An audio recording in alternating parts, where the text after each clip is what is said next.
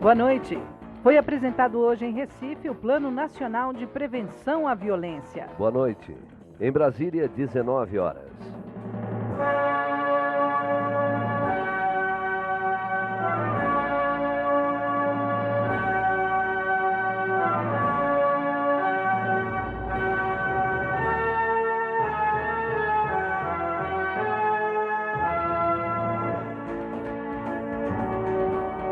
Você vai ouvir na edição de hoje da Voz do Brasil. Pesquisa do IBGE revela crescimento no número de empregos na indústria nacional. Não haverá aumento de preço na tarifa de energia elétrica. A garantia foi dada hoje pela ANEEL.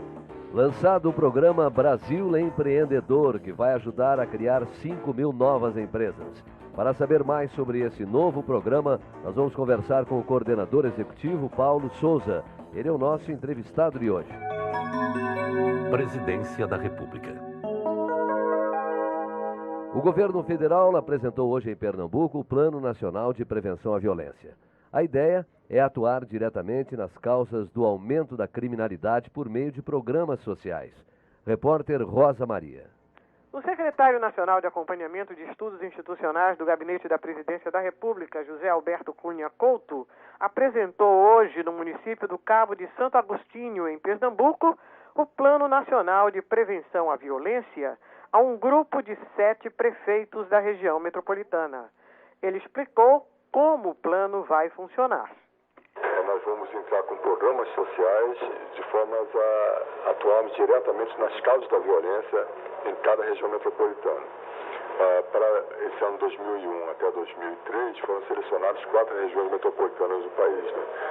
Rio de Janeiro, São Paulo, Recife e Vitória.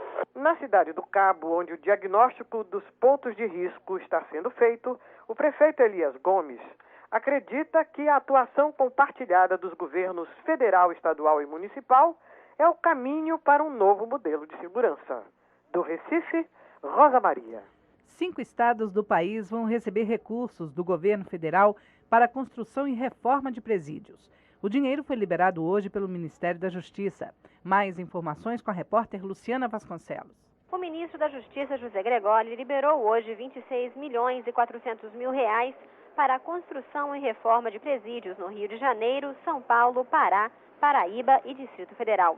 O orçamento da União prevê que até o final do ano serão destinados aos estados 238 milhões de reais através do Fundo Penitenciário Nacional. Garantir a segurança nos presídios é uma das ações previstas no Plano Nacional de Segurança Pública. De acordo com o ministro da Justiça, José Gregório, no ano de 2000 foram repassados quase 300 milhões de reais aos estados provenientes do plano. Para este ano, o ministro acredita que esse valor possa chegar a 400 milhões de reais. Além de Gregório, estavam presentes durante a liberação da verba o governador do Distrito Federal, Joaquim Roriz, o prefeito do Rio de Janeiro, César Maia, entre outras autoridades. De Brasília, Luciana Vasconcelos. O presidente Fernando Henrique Cardoso embarcou hoje para Washington, capital dos Estados Unidos, onde vai encontrar-se pela primeira vez com o presidente George W. Bush. Vamos agora ao Palácio do Planalto ao vivo com o repórter Arthur Filho. Arthur, boa noite. O presidente Fernando Henrique já chegou na capital americana, Arthur? Olá, Ayrton. O horário previsto da chegada do presidente Fernando Henrique Cardoso nos Estados Unidos é agora às 7 horas. Ele embarcou hoje às 10 horas da manhã para os Estados Unidos. Amanhã, ele terá uma reunião muito importante às 2 horas da tarde com o presidente George W. Bush na Casa Branca. Em seu pronunciamento ontem, o presidente Fernando Henrique diz tratar-se de uma reunião muito importante, que é a discussão preliminar sobre a área de livre comércio das Américas e a relação comercial entre o Brasil e os Estados Unidos. Fernando Henrique espera que durante esse encontro com Bush, ele entenda quais são as razões do governo brasileiro para que haja um bom relacionamento entre os dois países. O presidente destacou ainda que a relação com os Estados Unidos não são apenas comerciais, mas também pela democracia, pelas questões de direitos humanos e uma preocupação comum, que é com o tráfico de drogas. E acaba de ser divulgada uma nota aqui no Palácio Planalto que autoriza o trabalhador brasileiro utilizar até 60% de seus depósitos no Fundo de Garantia por Tempo de Serviço, o FGTS, para comprar ações da privatização de Furnas Centrais Elétricas S.A. ou de outras empresas que venham a ser privatizadas. Ao vivo do Palácio do Planalto, Arthur Filho. O governo apresentou hoje o projeto de lei complementar para o pagamento do reajuste do Fundo de Garantia. As informações estão com a repórter Selene Guenove. O ministro do Trabalho e Emprego, Francisco Dornelles, apresentou hoje o projeto de lei complementar que regulamenta o calendário do pagamento do reajuste do FGTS a 60 milhões de trabalhadores relativos aos planos Collor 1 e Verão. O projeto prevê um acréscimo de 10% na multa rescisória em caso de demissão por justa causa e contribuição social de 0,5% sobre a folha de pagamento do empregado durante o período de 5 anos. Ficam isentas deste pagamento as empresas que optam pelo Simples, além de patrões de empregados domésticos e rurais. Para quem tem até R$1.000 a receber, o dinheiro será depositado integralmente até junho de 2002. Os assalariados que recebem mais de R$1.000 serão pagos em parcelas semestrais com desconto entre 10% e 15% em até 5 anos. Os trabalhadores que optarem pelo acordo terão de preencher um termo de adesão a fim de garantir o direito de receber o pagamento do fundo. Ele vai ter que preencher um termo de adesão. Aposentados, pensionistas, trabalhadores demitidos e pessoas com AIDS ou câncer poderão sacar o dinheiro logo após o depósito. Nos outros casos, valem as regras da legislação do FGTS. De Brasília, Selene Guenove. O projeto de lei deve ser publicado amanhã. O projeto de lei deve ser publicado amanhã no Diário Oficial da União e encaminhado ao Congresso Nacional para ser votado em 90 dias. O Conselho Curador do FGTS, o Fundo de Garantia por Tempo de Serviço, aprovou hoje o orçamento de 3 bilhões e 800 milhões de reais para os financiamentos em habitação e saneamento, realizados pela Caixa Econômica Federal. O valor é 15% maior que os 3 bilhões e 300 milhões do orçamento do ano passado. Os recursos vão beneficiar 308 mil famílias com financiamento de moradia para quem ganha até 12 salários mínimos. Outro benefício é gerar ou manter cerca de 600 mil empregos.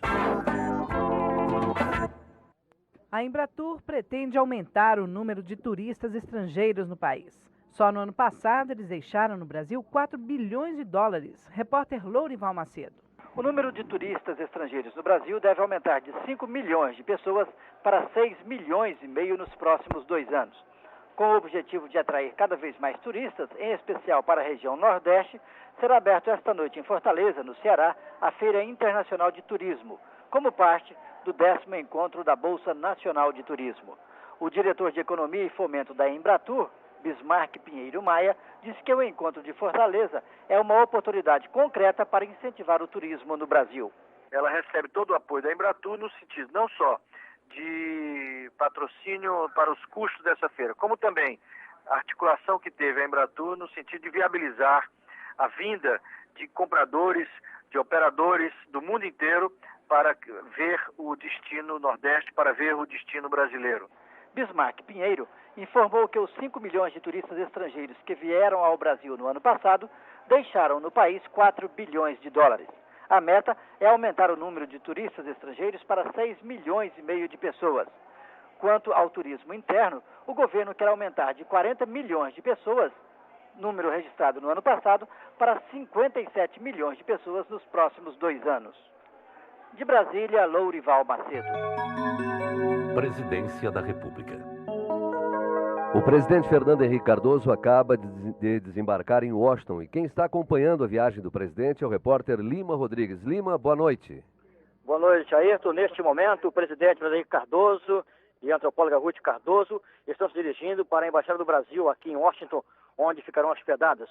Amanhã, às 14 horas, aqui no horário local, 4 da tarde no Brasil, Fernando Henrique Cardoso será recebido pelo presidente norte-americano George Bush, do Salão Oval da Casa Branca. Em pauta, a política internacional e a criação da ALCA, Área de Livre Comércio das Américas. De Washington, Lima Rodrigues. O Ministério do Planejamento, Orçamento e Gestão promove no dia 5 de abril uma teleconferência sobre a Lei de Diretrizes Orçamentárias após a vigência da Lei de Responsabilidade Fiscal para as prefeituras de todo o país. O evento será realizado das 14 às 17 horas e vai alcançar 99 pontos de recepção em todo o país. A lista desses pontos pode ser encontrada no site www.planejamento.gov.br. Quem preferir acompanhar o evento pela televisão poderá sintonizar a antena parabólica no canal 6A1, frequência de 3.910 MHz, em polarização horizontal, frequência intermediária de 1.240 metros. O governo federal vai investir 200 milhões de reais em um programa para a criação de novas empresas. Os detalhes com a repórter Cristina Guimarães. O governo lançou hoje o programa Novos Empreendedores. A intenção é criar 5.000 pequenas empresas até outubro. Serão investidos 200 milhões de reais. A meta é selecionar, capacitar e orientar a elaboração de planos de negócio e proporcionar crédito e assessoria empresarial a novos empreendedores. Mas para ter acesso ao crédito, será preciso comprovar a competência de empreendedor do candidato, além da aprovação do cadastro. Os projetos aprovados terão financiamento de até R$50 mil para pagamento em 7 anos e carência de 18 meses. Os interessados devem se inscrever acessando o site do Sebrae, www.sebrae.com.br. Terão preferência os empreendedores com boas ideias e que precisam de apoio financeiro para colocá-las em prática. O programa foi lançado hoje pelo ministro do Desenvolvimento, Alcides Tápias, e o Sebrae é a instituição responsável pela administração do programa, que em sua primeira fase no ano passado capacitou cerca de 1.400.000 empreendedores em todo o país. De Brasília, Cristina Guimarães. Tá certo. E agora nós vamos conhecer de perto esse novo programa de crédito orientado para novos empreendedores. Vamos conversar com o Paulo Souza, que é o coordenador executivo do programa Brasil Empreendedor. Senhor Paulo, boa noite. Boa noite para os ouvintes da Voz do Brasil. Coordenador, do que trata esse programa? Esse programa trata da popularização do crédito ao novo empreendedor que tem uma boa ideia, mas que encontra dificuldades em implementar o seu negócio. E qual é o objetivo desse programa, coordenador? O objetivo dele é popularizar o crédito a esse novo empreendedor de uma forma que ele consiga resolver o seu problema, colocar a sua ideia em prática. E o programa beneficia a quem? Toda pessoa, masculino ou feminino, que tenha uma boa ideia, terá condições de participar desse programa de novos empreendedores. Agora, para conseguir o crédito desse programa, coordenador, o que a pessoa deve fazer? Para que você tenha acesso a esse programa, você deve se inscrever através do site do Sebrae, www.sebrae.com.br. Através desse site você terá todas as informações para participar desse programa. E existe um número já previsto de pessoas que serão atendidas, coordenador? Qual é a pretensão do programa? Ele tem como pretensão o atendimento a 5.000 novos empresários e nós disponibilizamos, o governo federal disponibilizou um total de 200 milhões de recursos para esse programa que levará 12 meses. Com certeza o programa vai gerar mais emprego. O senhor acredita que ele também vai ajudar a diminuir o número de empresas falidas? Com certeza, o objetivo desse programa é geração de emprego e renda, é redução do custo do Brasil, porque nós pretendemos que essas novas empresas tenham um índice de mortalidade muito pequeno do que tem se verificado no país. Hoje, que gira em torno de 75% no seu terceiro ano de existência, e nós pretendemos atingir no máximo uma mortalidade de 20% nos 3 primeiros anos. Coordenador, e o senhor tem conhecimento de um programa semelhante em outros países? Olha, todo mundo trabalha nesse tipo de empreendimento de novos empreendedores da mesma forma que o Brasil está lançando. O país mais desenvolvido nisso, em primeiro, é a Itália, em segundo, Estados Unidos. Na Itália, para uma comparação com o nosso programa, em 13 anos, desenvolveu 1.150 novos empresários. Nós pretendemos aqui, o governo federal, em apenas 12 meses, 5.000 novos empresários. Então, vocês concluem que é o programa mais ousado do mundo que o governo federal está lançando no dia de hoje. Bem, nós conversamos com o senhor Paulo Souza, coordenador executivo do programa Brasil Empreendedor. Coordenador, muito obrigada pela sua participação aqui na Voz do Brasil e uma boa noite. Eu agradeço aos ouvintes da Voz do Brasil e espero que essa decisão do governo venha colaborar e muito com todos vocês que pretendem abrir seu novo negócio. Boa noite. Boa noite. Agora em Brasília, 7h15. Acompanhe em seguida. A ANEEL garante que não haverá aumento de preço na tarifa de energia elétrica. É o nosso próximo destaque. Já, já. O último dia para inscrição no FIES. O prazo que venceria na semana passada e foi prorrogado termina amanhã, dia 30 de abril. Neste semestre, o FIES está oferecendo 30 mil novas vagas. As inscrições são feitas pela internet no site www.mec.gov.br ou no site da Caixa Econômica Federal, www.caixa.gov.br/FIES. O Brasil acordou pra educação, pra fazermos forte e grande esta nação. Temos que nos unir, governo, pai e mãe, escola é saber. Bolsa Escola já cadastra municípios. A Secretaria do MEC, encarregada do Programa Nacional Bolsa Escola, tem recebido todo dia mais de 100 ligações de prefeituras interessadas em aderir ao programa do governo federal. Só este ano vão ser beneficiadas 6 milhões de famílias das diversas regiões do país. Ao longo do ano, o Bolsa Escola vai repassar às famílias beneficiadas um total de 1 bilhão e 700 milhões de reais. São recursos para ajudar no sustento das famílias e garantir que as crianças de 6 a 15 anos possam frequentar a escola regularmente. Ministério da Educação, Governo Federal. Trabalhador portuário. Quem ajuda o Brasil a crescer como você merece todo o respeito. Para garantir o seu direito, a escalação em rodízio para o trabalho já está sendo feita na maioria dos órgãos gestores de mão de obra dos nossos portos. Com isso, as regras que eram justas foram mantidas e serão respeitadas. Um ambiente de trabalho saudável, a gente faz assim, com parceria e paz. Grupo Executivo para a Modernização dos Portos. Ministério do Trabalho e Emprego. Governo Federal. A voz do Brasil. Rádio Brás.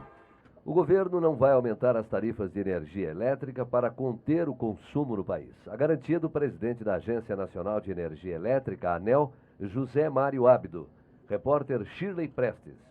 Os representantes de consumidores industriais, rurais e residenciais prometeram ajustar cargas de energia, deslocando o consumo sazonal para outro momento, sem prejuízo para a produção nacional. Durante reunião com a Agência Nacional de Energia Elétrica, ANEEL, o segmento anunciou seu comprometimento com o plano de racionalização de energia elétrica. O diretor-geral da agência, José Mário Ábido, deu exemplo de medidas que poderão ajudar a reduzir em 10% o consumo de energia atual do país. Por exemplo, o setor de ferro-ligas colocou da possibilidade de chegar até 650 megawatts como uma contribuição importante nesse processo de racionalização. Isso é uma contribuição de peso. O diretor da ANEEL descartou mais uma vez a adoção de medidas de racionamento e também anunciou o leilão de 8 novas usinas hidrelétricas no país. De Brasília, Shirley Prestes. Economia. Pesquisa divulgada hoje pelo IBGE mostra que o índice de emprego na indústria está crescendo em todo o país. Repórter Cristiane Ribeiro. O índice de pessoal ocupado na produção industrial em janeiro cresceu nos principais indicadores, conforme a pesquisa industrial mensal de emprego e salário divulgada pelo IBGE. Em relação a dezembro, o aumento foi de 0,2%. Em relação a janeiro de 2000, foi de 0,8%. E no acumulado dos últimos 12 meses, o crescimento foi de 0,9%. Segundo o IBGE, nesta última comparação foi registrada a variação mais elevada desde agosto de 1990. Estes resultados foram superiores aos verificados em dezembro, quando as taxas ficaram em menos 1,2% mês a mês e 0,6% no mensal e acumulado dos últimos 12 meses. Ainda segundo o IBGE, no confronto com dezembro, o emprego industrial apresentou um crescimento em 12 dos 22 setores pesquisados, sendo que os maiores aumentos foram em fumo, borracha e têxtil, e as maiores quedas foram nos setores de bebidas, madeiras e indústrias leves. Regionalmente, só no Rio de Janeiro houve queda no nível de emprego. Do Rio de Janeiro, Cristiane Ribeiro. A hora do campo. Você vai saber agora se a prefeitura do seu município recebeu a verba do Pronaf Planta Brasil. O dinheiro deve ser usado na execução das obras de infraestrutura definidas pelo Conselho Municipal de Desenvolvimento Rural da sua cidade. A verba de R$ 971.375 vai para os seguintes municípios: Em Alagoas, São José da Tapera. No Ceará, Nova Olinda. Em Minas Gerais, Nova Porteirinha. No Paraná, Salgado Filho. Em Pernambuco, Triunfo. No Rio de Janeiro, Sumidouro. Em Rondônia, Vale do Paraíso. E no Tocantins, Palmas. O trigo vai subir 9,75%. O reajuste foi aprovado hoje e os detalhes você acompanha agora com o repórter Adriano Gaieski. O Conselho Monetário Nacional aprovou o reajuste de 9,75% no preço mínimo do trigo. O produto de melhor qualidade passou de R$ 205 para R$ 225 a tonelada. E o trigo também foi um dos principais assuntos no Ministério da Agricultura.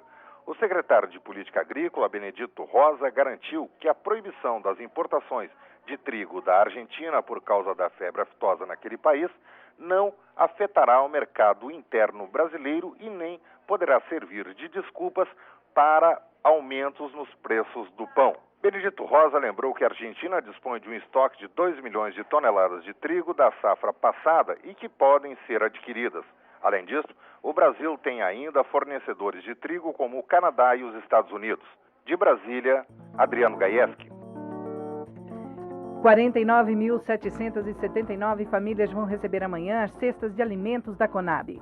As famílias moram nos seguintes municípios: Sena Madureira, no Acre, Santa Isabel do Rio Negro, São Gabriel da Cachoeira e Urucurituba, no Amazonas, Presidente Jânio Quadros, Santa Bárbara, Santa Terezinha, na Bahia, Canindé, no Ceará, Santa Teresa de Goiás, em Goiás, Brejo, Brejo de Areia, Matinha e Milagres do Maranhão, no Maranhão, Peixoto de Azevedo, no Mato Grosso, Brasilândia e Caracol, no Mato Grosso do Sul, Taiobeiras, em Minas Gerais, Augusto Correia, Bagre, Baião, em Marapanim, no Pará, Massaranduba, Pedro Régio, Salgado de São Félix e Seridó, na Paraíba, Exu, em Pernambuco, Cristalândia do Piauí, no Piauí, Dois Irmãos das Missões e Tenente Portela, no Rio Grande do Sul, Pacatuba, no Sergipe. Mais 6 cidades em Santa Catarina vão receber amanhã as cestas de alimentos da Conab. E a partir de amanhã, o INCRA também vai distribuir 32.791 cestas de alimentos para os trabalhadores rurais sem terra que estão acampados nos estados de Alagoas, Ceará, Goiás, Maranhão, Minas Gerais, Paraná, Piauí, Rio de Janeiro, Rio Grande do Sul, São Paulo, Sergipe e Tocantins.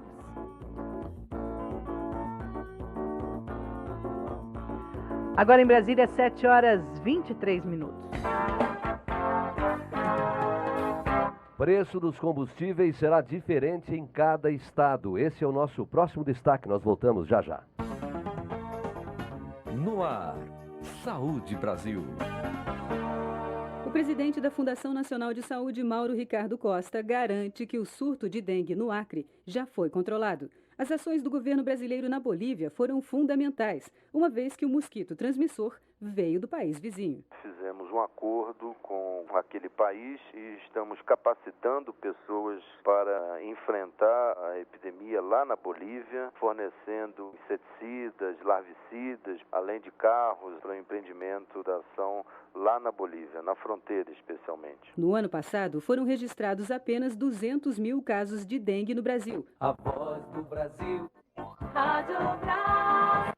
O ministro de Minas e Energia, José Jorge, informou hoje que o preço dos combustíveis será diferente em cada estado. Vai variar de acordo com o transporte e também com os impostos. Quem tem os detalhes é o repórter Nazi Brum.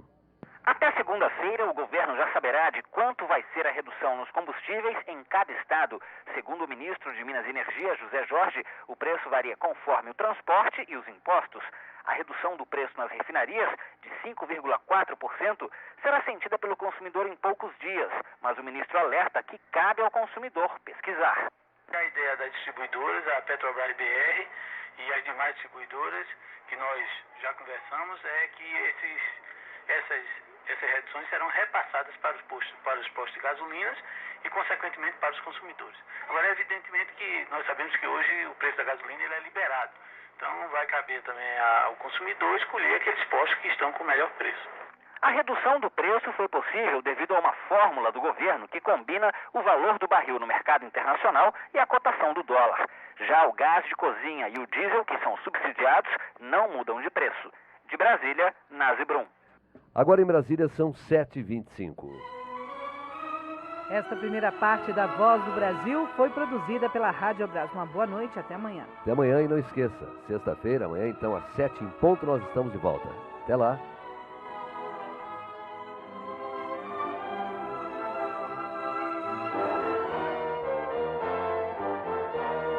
Você vai ouvir agora as notícias do Poder Judiciário.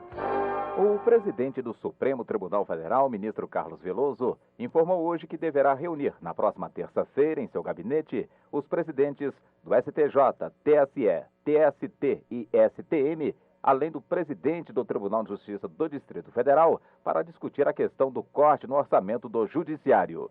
Segundo o ministro Carlos Veloso, a equipe técnica do Supremo deve concluir na segunda-feira a análise dos dados enviados pelo Poder Executivo, sugerindo o corte de R$ 78.500.000 no orçamento do Judiciário. O plenário do Supremo vai decidir se deverá ser suspensa a publicação no Diário de Justiça da decisão em que autorizou a extradição da cantora mexicana Glória Trevi, apesar dos advogados dela terem pedido ao governo a sua condição de refugiada. O julgamento da extradição foi realizado em dezembro do ano passado e a publicação do acórdão é necessária para que o governo do México possa retirar Glória Trevi do país. Ela responde a processo na Justiça mexicana pelo crime de corrupção de menores, juntamente com seu empresário Sérgio Andrade Sanches e sua secretária Maria Raquenel Portillo, que também tiveram suas extradições concedidas pelo tribunal. O ministro relator do pedido, Nery da Silveira, considerou que a publicação da decisão não deve ser suspensa. Os ministros Maurício Correia e Ellen Grace acompanharam o relator, enquanto que o ministro Marco Aurélio pediu vista para estudar o caso. O vice-presidente do Supremo, ministro Marco Aurélio, compareceu hoje à solenidade de posse do novo presidente do Tribunal Regional Federal da 5ª Região, com sede em Recife. Na presidência do TRF, assumiu o cargo o desembargador Geraldo Apoliano, no lugar do também desembargador José Maria Lucena. O vice-presidente é o magistrado Valdo Ataíde Cavalcante, enquanto que Francisco Cavalcante é o novo corregedor-geral. E a ministra Ellen Grace será condecorada amanhã no Superior Tribunal Militar. Às 10 horas da manhã, a ministra vai receber a Gran Cruz da Ordem do Mérito Judiciário Militar. A mesma honraria também será entregue ao presidente do Tribunal Superior do Trabalho, ministro Almir Pazianotto, e a outras autoridades. Agora à noite, a ministra Ellen Grace participa de sua primeira sessão plenária no Tribunal Superior Eleitoral. A Justiça Federal de Campo Grande, no Mato Grosso do Sul, é o foro competente para julgar a ação popular para restituição aos cofres públicos dos gastos com envio de tropas do Exército. No ano passado, a fazenda da família do presidente Fernando Henrique Cardoso, em Buritis, Minas Gerais. A decisão da primeira sessão do Superior Tribunal de Justiça foi tomada em julgamento inédito, em se tratando de ação popular contra a pessoa do presidente da República. Os ministros analisaram o conflito de competências entre as justiças de Campo Grande e de Belo Horizonte, levando em consideração se o caso deveria ser julgado onde ocorreu o fato ou onde foi proposta a ação. O relator da matéria, ministro Milton Luiz Pereira, acolheu o parecer do Ministério Público Federal para o exame da ação pela Justiça do Mato Grosso do Sul, onde não foi constatada qualquer ilegalidade na ação proposta pelo escritor Célio Evangelista Ferreira. A renovação da licença de um veículo não pode ser condicionada ao pagamento de multa de trânsito, no caso em que o dono do automóvel não tenha sido devidamente notificado da infração. O entendimento é da 6ª turma do STJ, que acolheu o recurso do médico Celso Augusto Simonetti, de Sorocaba, contra a Fazenda do Estado de São Paulo. De acordo com a decisão, a multa fixada no para-brisa do carro não garante a notificação do motorista, que deve ser apresentada pessoalmente no momento da infração ou o envio da multa por meio de carta registrada. A Câmara dos Deputados deliberou a relatoria do projeto que cria os juizados especiais no âmbito da Justiça Federal ao deputado Moroni Torgan, do PFL do Ceará. O presidente do STJ, ministro Paulo Costa Leite, está otimista quanto à possibilidade de aprovação rápida da proposta, depois que conversou com o presidente da Câmara, Aécio Neves.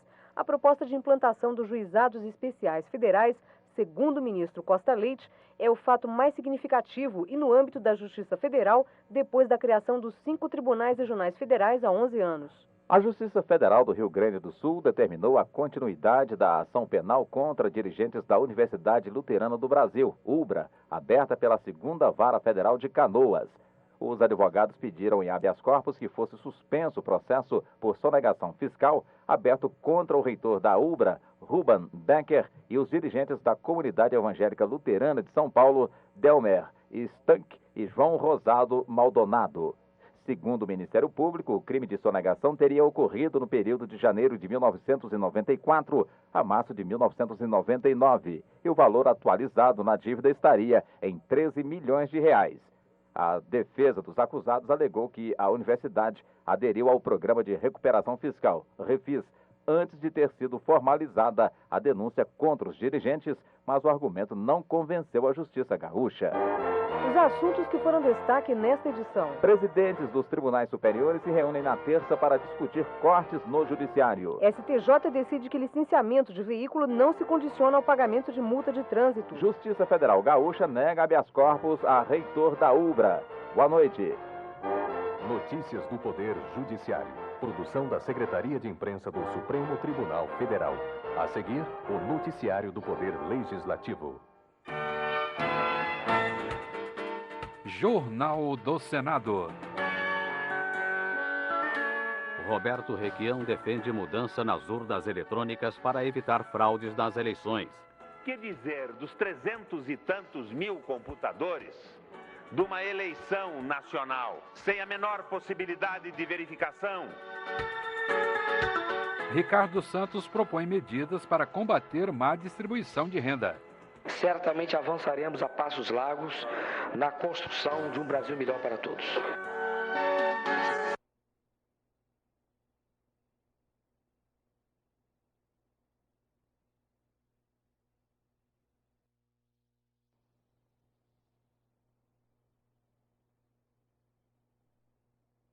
Punidos durante a greve dos petroleiros em 95. Essa greve foi considerada abusiva e 68 trabalhadores acabaram demitidos.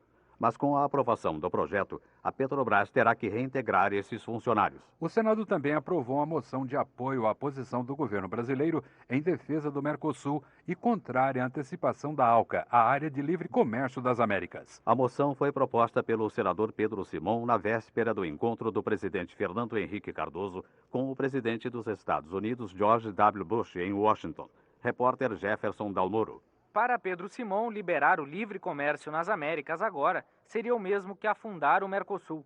Simon defende o fortalecimento do Mercosul antes de qualquer abertura comercial com outros blocos ou países. De acordo com Pedro Simon, o Brasil deve manter a posição de não apoiar a antecipação da ALCA de 2005 para 2003, como querem os Estados Unidos. A ALCA não sai sem o Brasil.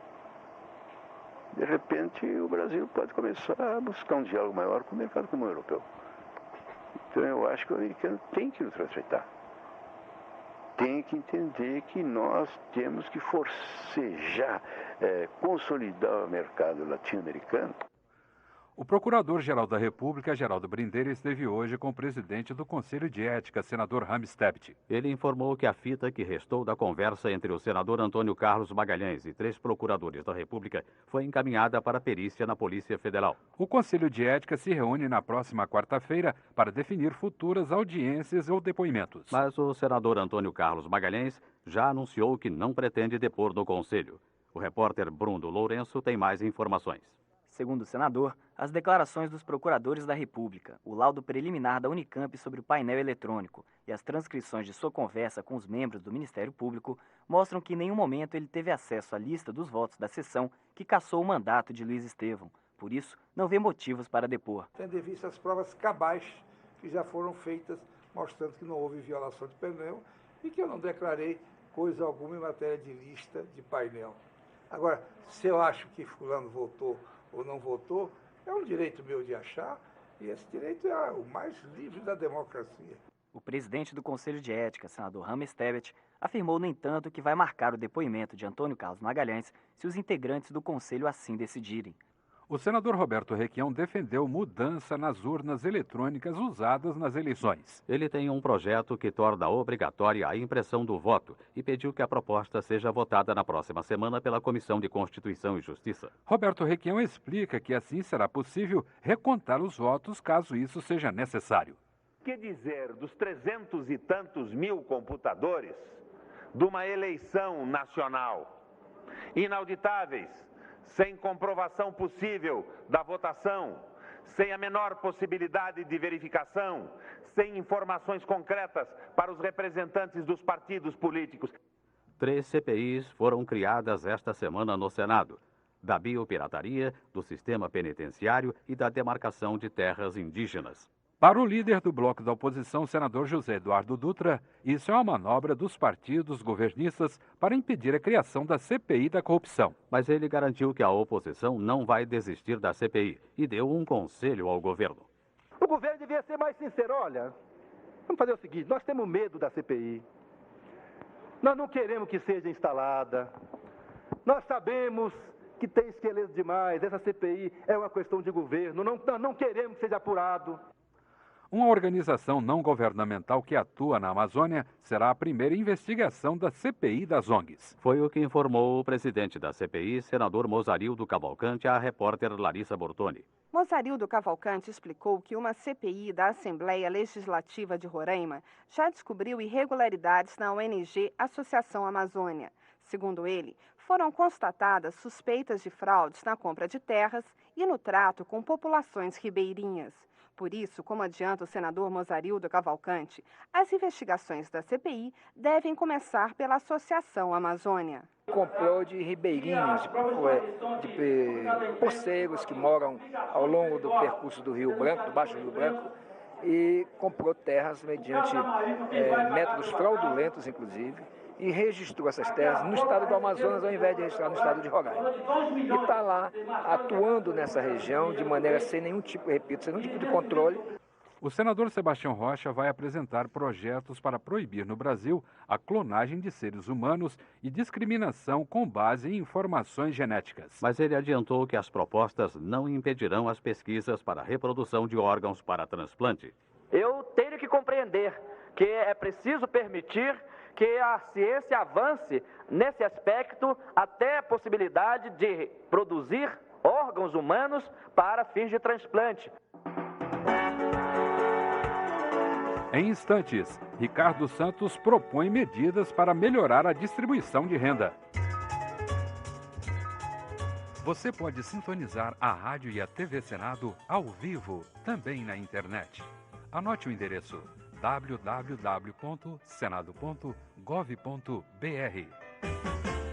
Rádio e TV Senado na internet www.senado.gov.br.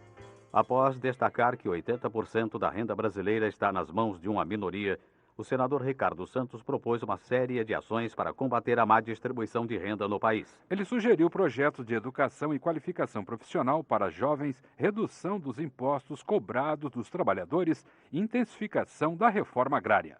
Se essas iniciativas organizarem-se em ações convergentes, articuladas e concertadas, desde a União, passando pelos estados, envolvendo os municípios e as comunidades locais, certamente avançaremos a passos largos na construção de um Brasil melhor para todos.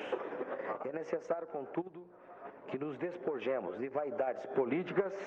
O senador Romero Jucá pediu que o Ministério dos Transportes investigue a pavimentação da rodovia BR-174, que corta os estados do Amazonas e de Roraima. Que se faça essa fiscalização emergencial para punir os culpados e para reparar essa injustiça com o recurso público e com o povo de Roraima. Porque, infelizmente, a estrada hoje está um verdadeiro queijo suíço. Não se consegue trafegar na estrada sem cair em buracos. O senador Ademir Andrade criticou a decisão do ministro do Supremo Tribunal Federal, Celso de Mello, de liberar o jornalista Antônio Pimenta Neves, que matou a ex-namorada há quase um ano. Ele disse que, enquanto um assassino é liberado, o ex-governador de Brasília, Cristóvão Buarque, é condenado por propaganda política. Para Ademir Andrade, está faltando senso de justiça na justiça. Um ministro tinha que ter o senso de justiça para não cometer um ato dessa espécie. O líder do PFL, senador Hugo Napoleão, defendeu a manutenção da Sudene como autarquia de fomento da região nordestina. Se há problemas em outro órgão similar no país, isso não é motivo para que se diga que também a congênere, digamos assim, Sudene os tenha. Devemos continuar a lutar pela defesa da autarquia, em favor do Nordeste, em favor do Brasil. O senador Mauro Miranda anunciou que nos próximos dias a Caixa Econômica Federal terá uma solução para as milhares de famílias que não estão conseguindo pagar as prestações da casa própria. Segundo Mauro Miranda, metade das 10 mil famílias goianas beneficiadas pelo Programa de Ação Imediata da Habitação estão em atraso porque as prestações subiram demais. Entre essas alternativas, o presidente da Caixa aplaudiu a proposta de redução de prestações para R$ 33 e até a mesma proposta de renegociação do pagamento do saldo devedor, o que provocaria uma redução de 90% do valor atual. Presidiram a sessão de hoje os senadores Edson Lobão e Antero Paes de Barros. Termina aqui o Jornal do Senado. Ouça agora as notícias da Câmara dos Deputados. Boa noite. Jornal Câmara dos Deputados. Atividade dos deputados federais em Brasília. Câmara aprova nova lei das sociedades anônimas. Por 374 votos favoráveis, 30 contrários e uma abstenção, o plenário aprovou ontem com emendas o substitutivo ao projeto que dispõe sobre as sociedades por ações, oferecido pelo relator da Comissão de Finanças e Tributação, deputado Antônio Candir. Uma das principais mudanças introduzidas pela nova lei é a possibilidade de participação de um acionista minoritário nos conselhos administrativo e fiscal da empresa. Outro ponto polêmico foi a possibilidade de acionistas minoritários participarem da operação de venda ou fusão de uma empresa. Atualmente, o controlador negocia a empresa e não precisa incluir outros acionistas na operação. O texto aprovado define também 3 tipos de crimes contra o mercado de capitais com penas de até 8 anos de prisão e multas de até R$ 1 milhão. A matéria depende ainda de aprovação do Senado Federal. Deputado analisa proposta de racionamento de energia. Fernando Ferro, do PT pernambucano, criticou a proposta de racionamento de energia do governo. O governo está usando a ausência de chuvas para encobrir o erro que foi a venda da maioria das usinas hidrelétricas, sem exigir um plano de investimentos dos compradores, afirmou Fernando Ferro. Carlos Santana criticou o sistema de terceirização adotado pelo governo em empresas estatais, exigindo que esta questão seja discutida pela Comissão de Trabalho da Câmara. Segundo Santana, do PT Fluminense, a forma desordenada da terceirização em empresas altamente técnicas vem ocasionando acidentes graves, como o da plataforma P36 na Bacia de Campos. Wagner Rossi, do PMDB paulista, registrou encontro em São Paulo do Sindicato dos Estivadores de Santos, do Sindicato dos Trabalhadores do Bloco e procuradores da Justiça Federal. O encontro visa, segundo Wagner Rossi, encontrar uma solução para a grave crise que paralisa o Porto de Santos em virtude de mudanças na escala de trabalhadores avulsos. Abençoar Arruda, do PT paraibano, defendeu uma mobilização dos servidores públicos federais em defesa do reajuste salarial,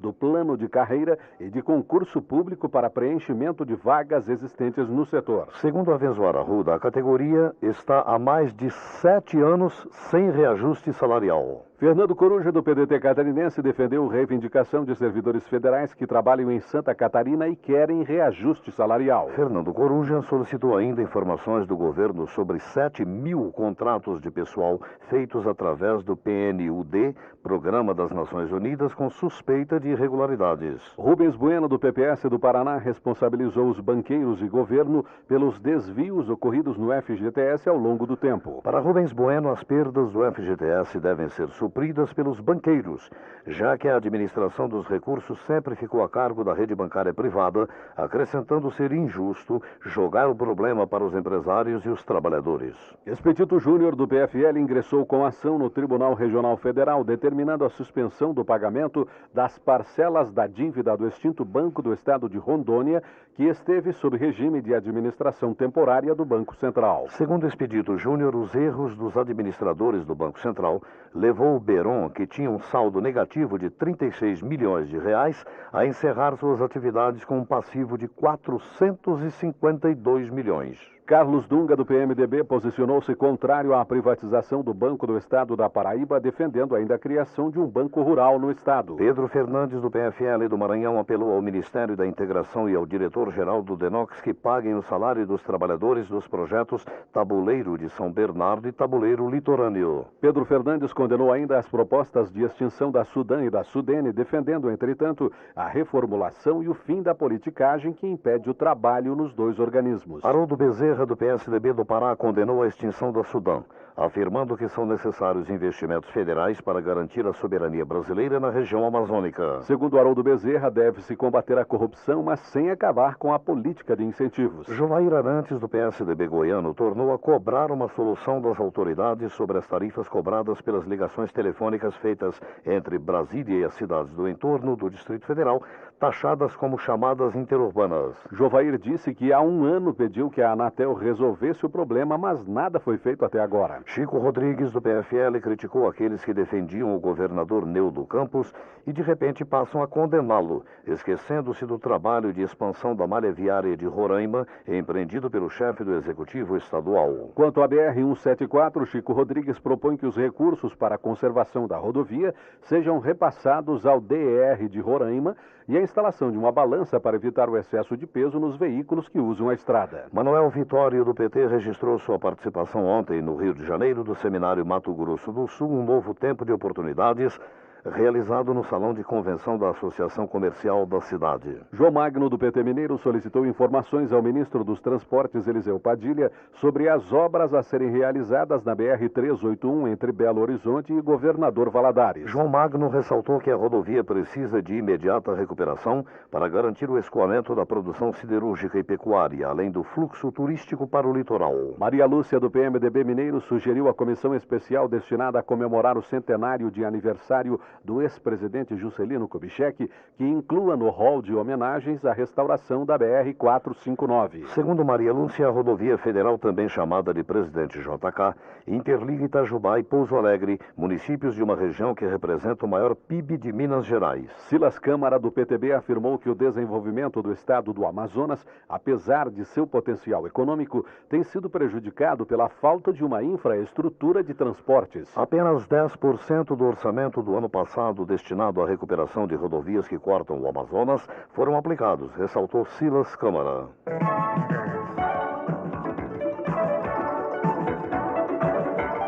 Criada subcomissão para a educação. Esther Grossi, do PT gaúcho, registrou a criação da Subcomissão de Recursos Humanos para a Educação. Esther Grossi acrescentou que a subcomissão tem como função legislar, fiscalizar, promover a formação de professores e ampliar especialmente a alfabetização de adultos. Doutor Heleno, do PSDB Fluminense, parabenizou o governo federal pela implantação do programa Bolsa Escola, que, segundo o deputado, reduz a possibilidade de desvios nos recursos. As mães dos alunos beneficiados vão retirar o dinheiro diretamente em agências lotéricas do Correio ou postos bancários, explicou o doutor Heleno, lembrando ainda que o programa vai atender 10.700.000 crianças em todo o país. Robério Araújo, do PL de Roraima, pediu que o governo estenda a gratificação de incentivo à docência do ensino fundamental e médio aos professores de ex-territórios federais. De acordo com Robério Araújo, a medida provisória 2020 não prevê o benefício para professores que eram servidores federais antes da transformação dos territórios em estados. Gonzaga Patriota, do PSB pernambucano, criticou a ameaça de privatização da Universidade de Pernambuco, considerada como uma das melhores referências do ensino superior brasileiro. Mesmo prestando relevantes serviços ao povo pernambucano por iniciativa do governador do estado, a UP pode se transformar numa instituição particular, disse Patriota. Dr. Hélio, do PDT paulista, sugeriu a atenção do Ministério da Educação para os cursos técnicos em radiologia. Dr. Hélio defendeu a não regulamentação do curso de radiologia em nível médio e pediu com urgência a regularização dos 6.000 técnicos que não podem, por orientação judicial, obter registro profissional. João Herman Neto salientou que o PPS ajudou a aprovar a Lei de Responsabilidade Fiscal e agora apresenta a Lei de Responsabilidade Social como forma de assegurar melhor qualidade de vida aos municípios. Com a Lei de Responsabilidade Social, esclareceu Herman Neto, o PPS busca que melhores índices de desenvolvimento humano sejam alcançados, resgatando assim a dívida social. Almerinda de Carvalho, do PFL Fluminense, criticou o tratamento dispensado aos idosos, a começar pelo valor das aposentadorias e o preço dos remédios de uso contínuo. De acordo com Almerinda Carvalho, o mais grave é o tratamento que as casas de idosos e os asilos dispensam não aos seus internos. João Mendes, do PMDB, afirmou que somente o investimento em programas sociais na cidade do Rio de Janeiro pode reverter as disparidades entre os diversos bairros. O Índice de Desenvolvimento Urbano, disse João Mendes, mostra que a Lagoa Rodrigo de Freitas tem uma situação semelhante à da Itália, enquanto a Cari vive uma realidade do Gabão. Marçal Filho, do PMDB do Mato Grosso do Sul, elogiou a campanha nacional de identificação de diabetes e hipertensão lançada pelo Ministério da Saúde. A campanha, que será encerrada no próximo final de semana, disse Marçal Filho, está sendo realizada em todos os municípios através de 30 mil postos ou unidades básicas de saúde. Lincoln Portela, do PSL, comunicou que no último dia 24 foi publicado no Diário Oficial de Belo Horizonte deliberação do Conselho Municipal do Meio Ambiente que define o licenciamento das antenas de telecomunicações. Portela esclareceu que o objetivo da norma é preservar o interesse coletivo de cobertura dos serviços de telecomunicações, assegurando à comunidade o respeito aos níveis de radiação não ionizante e de emissão de ruídos. Ciro Nogueira, do PFL, congratulou-se com a Associação Piauiense de Municípios pela recente conquista obtida na ação movida contra a Companhia Energética do Piauí. A ação visa, segundo Ciro Nogueira, o pagamento de R$ 37.800.000, recursos que serão destinados à melhoria da infraestrutura social e econômica dos pequenos municípios. Benedito Dias, do PPB, elogiou os programas implantados pelo Ministério da Reforma Agrária no Amapá. Em especial o Banco da Terra, que empresta juro módico aos pequenos agricultores que não tenham propriedades. Na opinião de Benedito Dias, os governos estaduais e municipais também devem participar da obrigação de promover assentamentos agrícolas, hoje é apenas responsabilidade da União.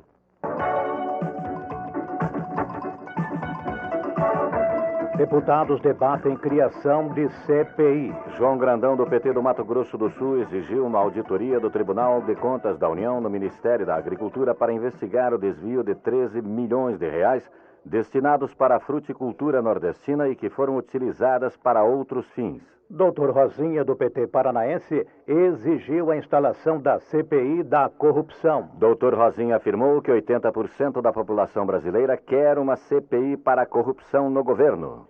Haroldo Lima, do PCdoB da Bahia, defendeu a instalação da CPI da corrupção para investigar denúncias de desvios de verbas do governo como forma de restabelecer a ética e a moral na política. Haroldo Lima também criticou a política de privatização do governo e as propostas de fechamento da Sudam e da Sudene, bem como o não pagamento das perdas ocorridas no FGTS. José Genuíno, do PT paulista, defendeu a CPI da corrupção para que o país atinja um padrão ético e de transparência, ressaltando ainda que as denúncias partiram de integrantes da base governista. Genuíno apresentou ainda projeto de resolução estabelecendo o conceito de maioria absoluta para os órgãos e a direção da Câmara e propondo o fim da votação secreta, justificando que a posição dos políticos deve ser conhecida pelo eleitorado. Também Pompeu de Matos, do PDT gaúcho, voltou a defender a CPI, lembrando que 80% do povo quer a investigação das denúncias e crê que haja irregularidades no governo federal. Enio Bassi, do PDT gaúcho, afirmou que a resistência do presidente Fernando Henrique Cardoso à CPI da corrupção apenas aumentam as suspeitas sobre o governo.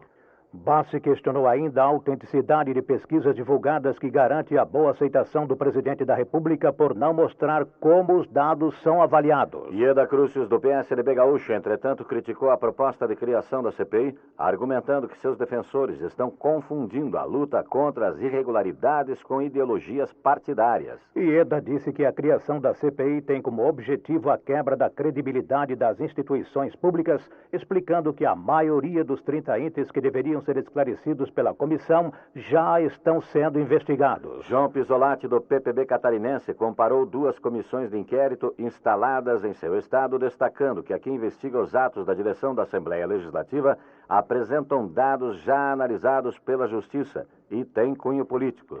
Já a comissão que está sendo realizada em Blumenau, salientou Pisolati, constatou irregularidades na administração petista do município catarinense. A representante do Rio de Janeiro, Jandira Fegali, saudou o PCdoB pelos 79 anos comemorados no último dia 25, destacando a luta do partido pela liberdade e pela conquista ética e aperfeiçoamento das instituições democráticas brasileiras. Pompeu de Matos, do PDT gaúcho, defendeu proposta de lei complementar de sua autoria que define o número de vereadores de acordo com a escala representativa do número de eleitores. Pompeu de Matos acredita que essa medida impediria a prática de algumas câmaras de vereadores que estipulam o número máximo permitido por faixa de eleitores, gerando problemas com a justiça eleitoral. Homenagem. A Câmara, atendendo solicitação do deputado Antônio Joaquim Araújo, realizou hoje sessão de homenagem ao ex-governador do Maranhão, Luiz Alves Coelho Rocha, falecido em 8 de março último. Antônio Joaquim, do PPB maranhense,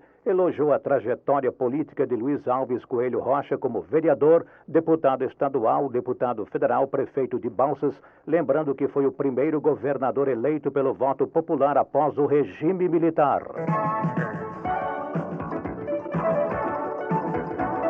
Comissão contra Crime Organizado.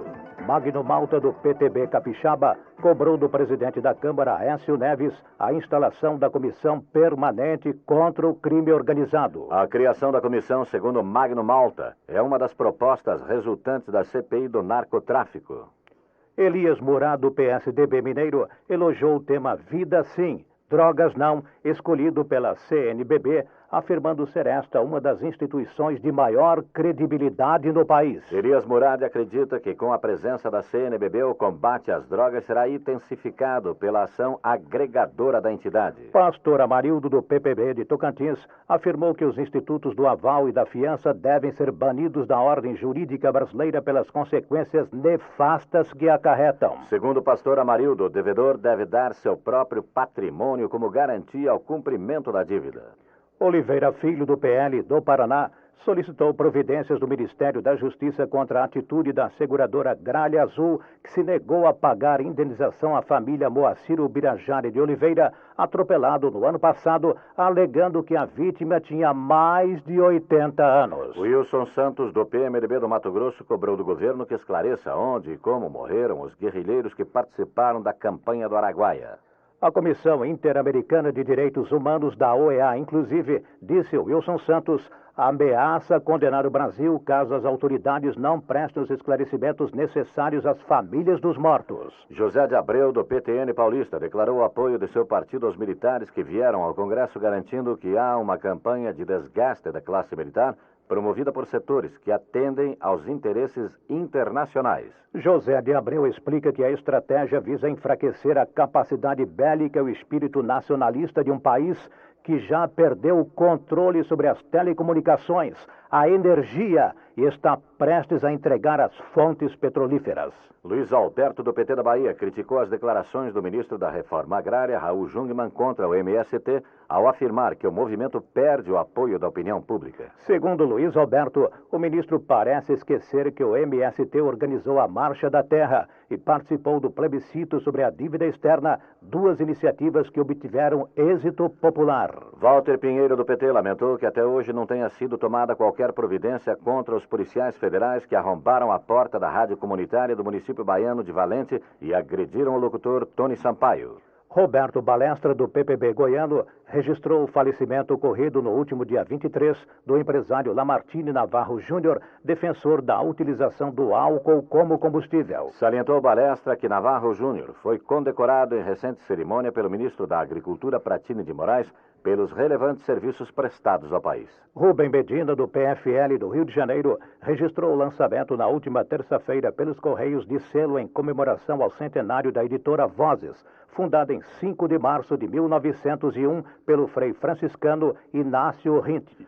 Paulo Gouveia, do PFL, lembrou do 9º aniversário de emancipação política do município catarinense de Vargem Bonita. André Benassi, do PSDB de São Paulo, parabenizou a cidade de Bragança Paulista por mais um aniversário. Marcos Afonso, do PT, leu o artigo de sua autoria intitulado O Pintor da Luz, descrevendo a trajetória do artista plástico Hélio Melo, que retratava os seringais e as barrancas do Rio Acre como uma visão surrealista. Edir Oliveira, do PTB, homenageou os 85 anos da Cimes no Rio Grande do Sul, completados no último dia 22, destacando que a empresa vem promovendo o desenvolvimento tecnológico nos campos da telefonia, energia elétrica e medicina. Presidência da Câmara. Garimpeiros do estado do Pará solicitaram ao presidente da Câmara, Aécio Neves, a votação do projeto que restitui à categoria o direito de lavra em uma área de 100 hectares do garimpo de Serra Pelada. O projeto susta decreto do ex-presidente da República, Fernando Collor, que cedeu a área à Companhia Vale do Rio Doce. Aécio garantiu que vai submeter a reivindicação ao Colégio de Líderes para que a matéria seja incluída na pauta de votações. Em outro encontro, Aécio Neves recebeu representantes do movimento de liberação dos 100 terras de luta que solicitaram o apoio do presidente da Câmara para a retomada das negociações para os conflitos na fazenda Tangará, em Uberlândia, Minas Gerais. Aécio Neves comprometeu-se a liderar o encontro de uma comissão de parlamentares com o ministro do Desenvolvimento Agrário, Raul Jungmann, em busca de uma solução para o problema. Final de mais uma edição de A Voz do Brasil. Boa noite.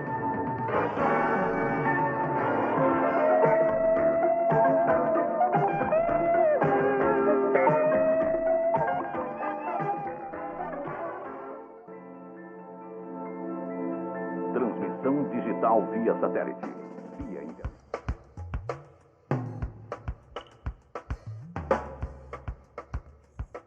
Atenção, emissoras de rádio de todo o país. Tribunal Superior Eleitoral para a transmissão de horário político gratuito.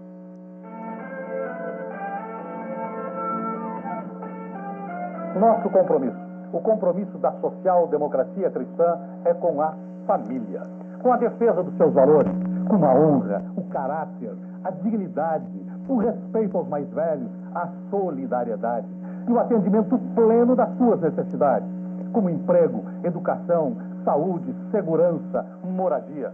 Somos nós que colocamos na Constituição do nosso país o artigo 229, verdadeiro hino à família. Os pais têm o dever de criar e educar os filhos menores e os filhos maiores, o dever de ajudar e amparar os pais na velhice, carência ou enfermidade. Nas últimas eleições, crescemos muito, quadruplicamos o número dos nossos prefeitos, vice-prefeitos e vereadores em todo o país. Até o final deste ano, queremos estar organizados em todos os municípios brasileiros. Se na sua cidade ainda não existe o PSDC, ligue, fale com a direção estadual ou fale diretamente com a direção nacional do PSDC. Venha ser um de nossos líderes e participar da construção de um novo país, de um só Brasil para todos os brasileiros, um Brasil justo, solidário, livre, um Brasil fundamentado nos ideais eternos do cristianismo, fundamentado nos valores da família e no atendimento pleno das suas necessidades. Somos